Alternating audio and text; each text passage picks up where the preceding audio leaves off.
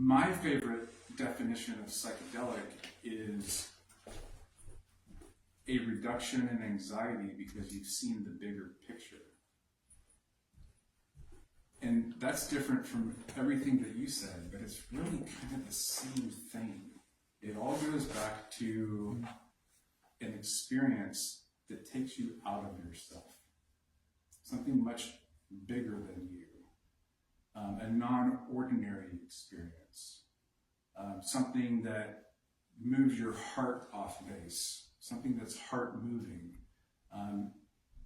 The anxiety during a rough journey could be the heart moving experience that moves your heart off base. That's kind of the profound umph of the experience.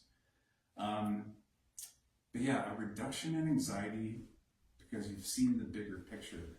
And I really like that definition. You'll notice it has nothing to do with drugs or psilocybin at all. It's really a definition about the experience.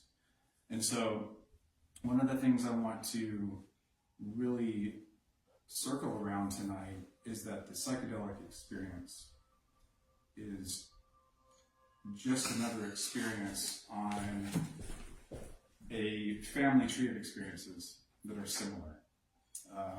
Heart-moving experiences, some experiences that you have a major distortion of time, your sense of time. And you can call those other life experiences that have nothing to do with psychedelics, you can call them transformational, you can call them altered states, you can call them non-ordinary experiences. But I think it's helpful to really talk about a lot of the experiences that we've had that have nothing to do with psychedelics as a means to really understand the overlap between our day-to-day lives and psychedelics. And I'll share a story that I have. So when I was in high school, my buddy came and picked us up in his new car. There was 4 of us in the car. My buddy was driving. And we headed to the movie theater, and we got T-boned. We had another high school student, as it turns out, hit us from the side, and we flipped a few times, and my buddy died. His seatbelt broke, and he was partially thrown out of the car and died. And that experience was so heart-moving and out of body, and was such an altered state for me that it was the most psychedelic experience I've ever had that has nothing to do with psychedelics. It really showed me early in life what that kind of experience could be. And also interesting, the time distortion associated with that. From the time we got hit to the time I eventually got to leave the hospital and go home that evening felt like an hour and a half to me, but it had been like 7 hours. And I just was in shock. I was in an altered state. And that was an event that showed me the bigger picture. You know, to really get your hands around your mortality when you're 16 really left a big impact on me. And funny story about synchronicity around that. 4 years later, I was in college at University of Montana, was flying home for Christmas, and I was at a crowded airport restaurant, and somebody said, "Hey, can I sit here?" And somebody sat down, and we were just chatting, and he turned out to be a lawyer for Ford, who was going around defending Ford on broken seatbelt cases.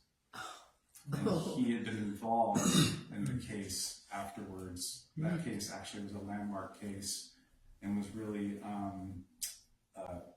a big event in Tennessee run from, because the parents enacted a law. It took them 7 years to do, but it was a graduated driver's license. So kids got their driver's license much older, like when they were 17 or 18, as opposed to 16.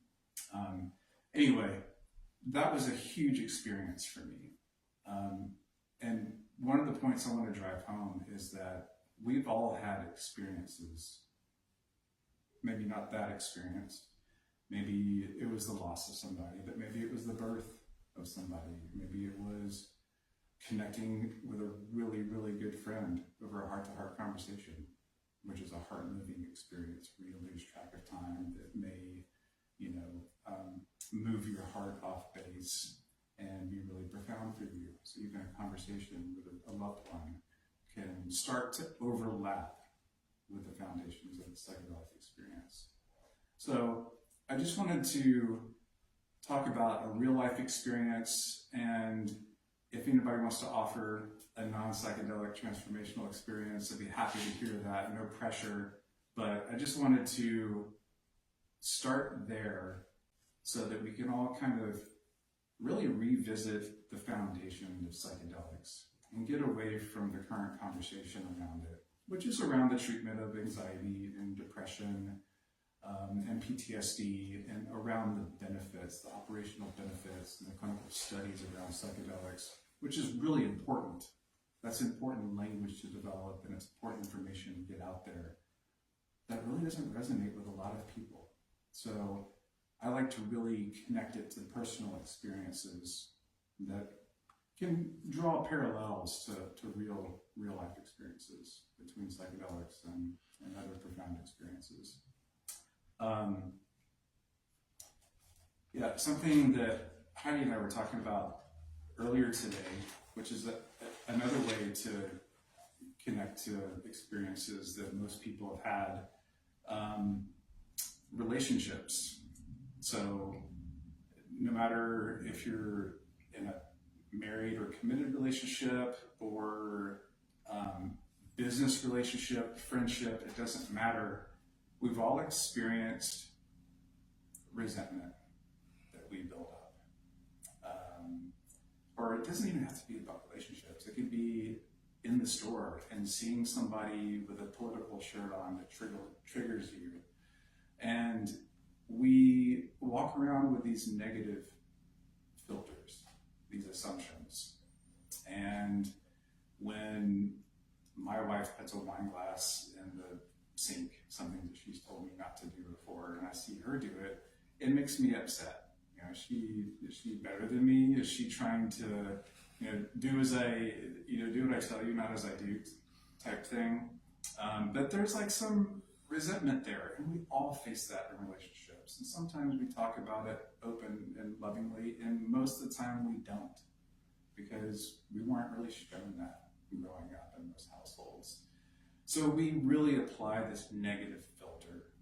It's just human nature. We scan for the negative instead of the positive.